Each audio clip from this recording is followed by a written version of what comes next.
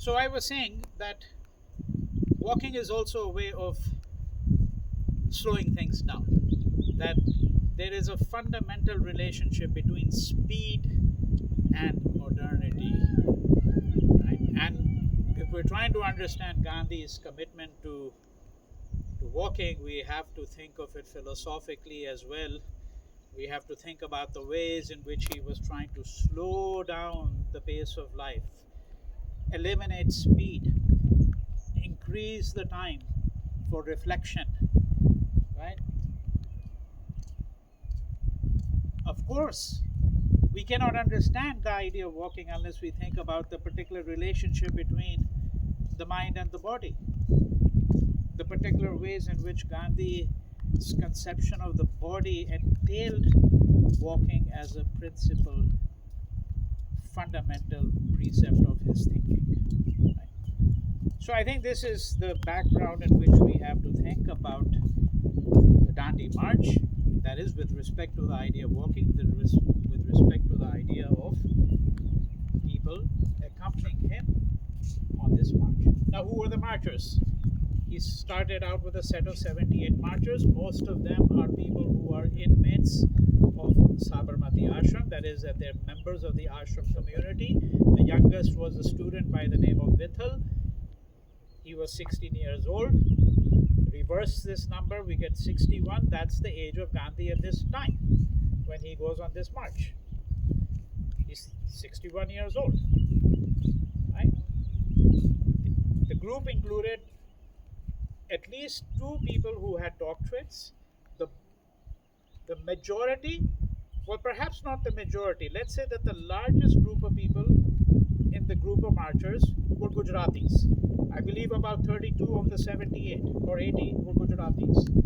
There are people from other parts of India. There are some people who are also from outside. Very few. Haridas Mazumdar was one of the people who earned a doctorate, who subsequently went on to write a book, in fact, on Gandhi's march to the sea. He's going to have a career in the United States as well. Right? These people, as I've described in an accompanying video, were all handpicked by Gandhi. Right? And they come from different walks of life. The important thing here is that these are people who have all been schooled in the ideas of non-violence. I'm not saying non-violent resistance, simply schooled in the ideas of non-violence. Let's just take a very short stroll here through this sculptural piece. We can think of it, it's very interesting that we can think of it as one sculptural piece, or we can think of it as 81 sculptural pieces. And that, I think, itself is very interesting. And the reason it's interesting is because when we see Gandhi, we think of Gandhi as someone who is always part of a collectivity, but someone who is also singular. And as we walk in the midst of these statues, right, we can't really identify. We don't know exactly who is who. And we don't really have enough documentation, for example, photographs from those times, which would enable us to pick out each of the marchers and say so and so is so and so. Right? We know that Pyare Lal was part of the group. We know that there were members of the family who were part of the group of marchers. Right?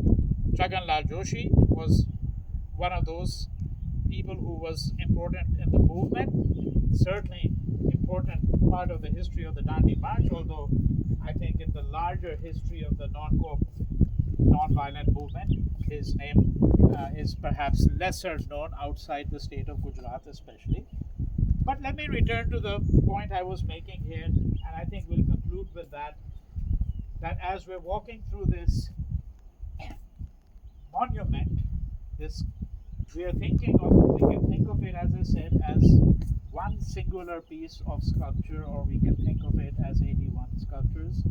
The whole project was initiated some years ago at IIT Bombay, where there is a kind of a design studio. The project took a decade or two to come to fruition. And this project shows these marchers striding along. And at the head of these marchers here, and I think we'll conclude this video with a little view of the person who's at the head of these marchers. At the head of these marchers here is Mohandas Gandhi. Now this is what I meant when I said that you can see him as part of a collectivity. You can also see him as singular. In this case, he is literally at the head of the marchers, but we notice that it's a life-size figure. He's not any larger than any of the other figures. These are all more or less life-size figures. And I think it's to the credit of the sculptor in that sense, or the sculptors working together perhaps, that Gandhi is not shown as much larger. However, if we turn our gaze to the other side of this monument, there we see the statue of Mohandas Gandhi, much larger than life, with the staff in his hand.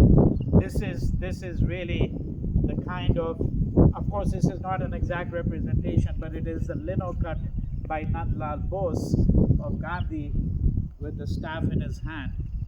That became the most famous, I suspect, portrait of Gandhi, certainly from this period, and showing him during the Salt March, right?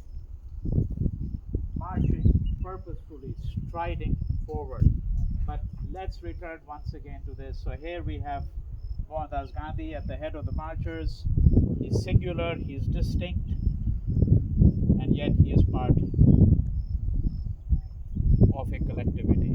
It is this dialectic of the individual and the collectivity which in many ways is one of the most fruitful ways to think about